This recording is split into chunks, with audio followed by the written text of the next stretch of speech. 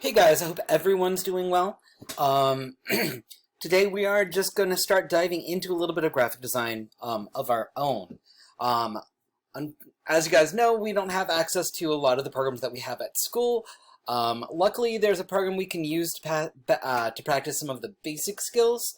It's not the best of programs, but it is one that should be available to everyone. That program is Google Drawings. Most of you guys are familiar, of course, with Google Docs, Google Slides, but Google has a basic drawing program. It's not very fancy, but we can do some basic graphic design using that while we're away from school. So first things first, to access and make a drawing, start in Google Drive. So here I am in Google Drive. You're going to hit that new button to the side. Whoops. And then you'll see when you hit that new button, a bunch of things pop up, and you've got your usual things that you use: docs, slides, sheets. You're going to actually want to hit that More button, and underneath the More button, there should be a link to Google Drawings. When you click that, it should open up the basics drawing menu. So today we're here to make a nameplate, so I'm going to take you through the basics there. First things first, very similar to Google Slides, you can create text boxes by using this text box tool right here. You're going to start by, of course, picking your name, or writing your name, not picking your name. Your name's already been picked. And then choosing your font. So I'm going to pump that up because that's going to be the main feature of this.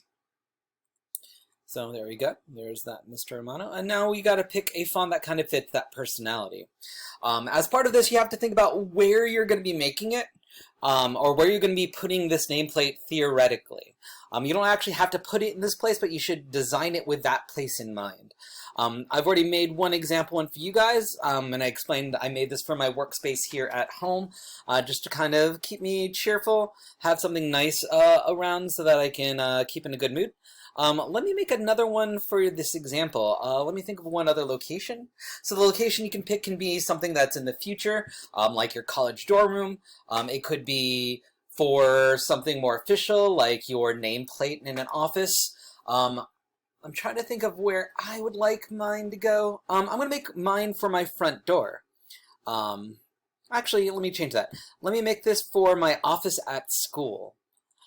So as I keep that in mind, let me erase this. If I'm going to make it for my office at school, I have to think about what kind of mood and what kind of emotions I kind of want to set with that. With my office at school, I want to be somewhat professional. So that is my workspace, and I do interact with my colleagues, interact with you guys, but I can still be kind of fun.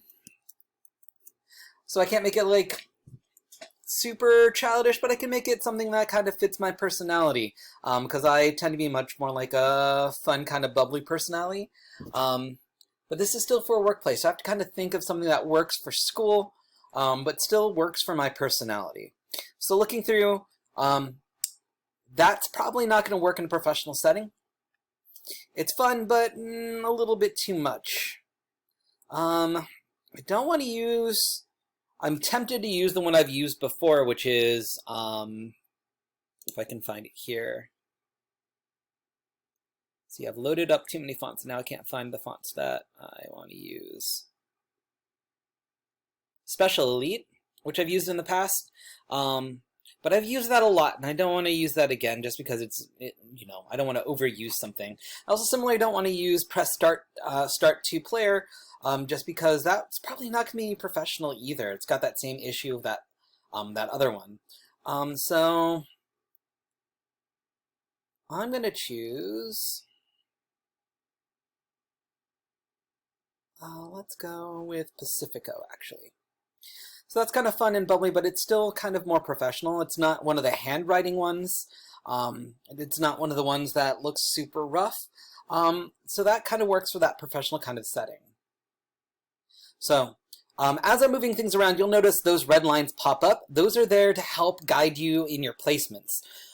If you notice, right now I'm holding it in the dead center. The red lines usually indicate when you're the object that you're moving around is aligned with things. In this case, right here, it's aligning with both the middle vertically, in the middle horizontally. If you notice I move it off those lines, I can center it just in the middle. So if I want to put it towards the top of the screen, I can still have it on that red middle line. But if I want it dead center, I align it to both those lines there. Sometimes that's a little tricky to get both of them pop up. There we go. And I think I want mine in the dead center. Perfect. So second thing, I'm going to start decorating this. And that's pretty simple. Over here at the top, next to your text box tool, is the Shapes tool. You'll notice there's a couple of different places that there are. Most of the stuff that you're going to be using is going to be in Shapes or in callouts. Shapes is all pretty much your standard shapes, but you also have some other fun shapes in there. Something like the smiley face, for instance. That's probably not going to work for mine because, again, I want to be fun, but kind of still kind of professional there. So I'm going to, let's do first a basic background. So notice I clicked on that rectangle tool, and I'm just going to stretch it so it reaches the full length. And notice, again, the program's trying to tell me when I've reached the edges. So notice when I reach that edge, it pops with that red line and gives that other line to the corner, on that outside side. But you'll notice when I place my square, I can't see my text anymore. Why? Because this program works in layers, very similar to Affinity Photo. So what you're going to want to do is you're going to want to reorder the layers. Unfortunately, this program does not have as good a layout for controlling the layers. There's not actually a layers menu. What you have to do is click the object, and then you can either do one of two things. You can go up to where it says Arrange, and then Order, or you can right-click, and similarly, Order will come up here. So your options are to send to back, send backwards, bring forward, bring to front. I'm going to send this all the way to the back, so that Mr. Romano pops up over it. I'm going to start thinking about colors now. I don't know if I necessarily like the color of the background or the color of the text right now. So I'm going to take that, I'm going to highlight that, and then up here at the top, very similar to what you'd see in Google Docs, you've got your text color option up here. It's that A with that black line underneath it. I think I want to, let's go with that gold color we usually use for our school. There we go. That's the Mr. Romano. For background, I could go full Puma. So notice if I go to the background, I could change the text color. That's not going to actually change the box. To change the box color, there's two things. First, you've got this, which is your fill color. So notice it looks like a little paint bucket. If I press that, I can choose a color. Let me put our standard Puma blue in there. I don't know if I like that. We'll come back to that in a second. I do want to show you the second option. The second option here is the border color. So right now, if you look very, very, very, very closely, it's got a very thin black border. You can increase the border by going to the button next to it, the ones that look like lines, and it'll tell you how many pixels wide you can make a border. So for instance, I can make a 16 border, and that'll make you very able to see the lines there. Now, I actually don't like the lines on there, so I'm going to actually remove them. To remove the lines, if you click on the color, you can say transparent, and that means they're see-through, they're invisible, you won't be able to see the lines around the edge. And I just have a blue square, no border. I might add something to the name here. So, those are the basics of shapes. Some advanced options. If you want to do some cool things, you can click on the name, and over here to the right, you have format options. There's some standard ones like positioning and size. The ones I want to draw your attention to are drop shadow and reflection.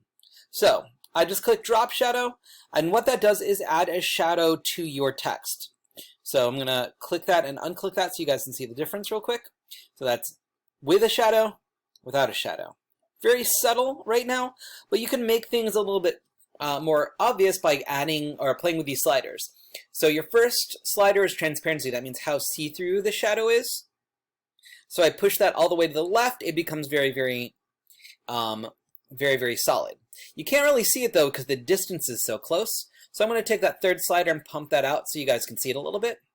So there you go. Now I've got that shadow, a lot more viewable. You can change the angle of the shadow. So angle determines where that shadow is popping over to. I don't like it from below. Let's actually put it to the side. Let me see if I can rotate it. There we go. And then blur is how blurry that shadow is. So notice as I push this to the right, that shadow becomes less clear. It becomes more of a black blur. But if I move it all the way to the left, it's a very clean, crisp shadow. I kind of like that crisp shadow because I'm going for that professional and clean look. I still want it to look fun, but I think having cleaner lines, less blur there is going to be more appropriate for my nameplate. Remember, this is supposed to be tailored for what you want to make it for, so you have to think about what's appropriate for your setting. From there, I can start adding other decorations, but one thing you want to remember as you add other decorations is that you want to make sure that you are that you're reordering things. So notice I can add this frame here. I like using the frame more than the other one. Let me use a lighter blue. I'm gonna go for like really bold colors for the most part. Do I want a white border? No, that looks terrible. Here's where we're starting to play around with colors and seeing what feels or what looks good. Black's a little bit too heavy. Maybe I'll just go back to that orange. Yeah, that looks pretty good. Notice I can see some of the blue bleeding through on the side, so I'm going to have to increase that orange.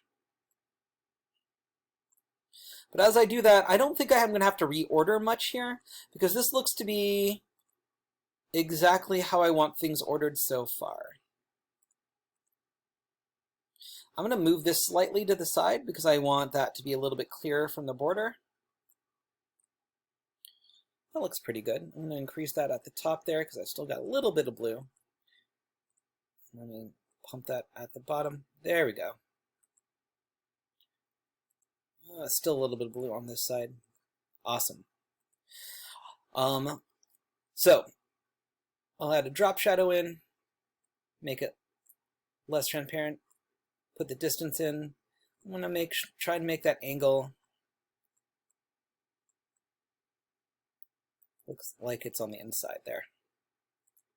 Whoops.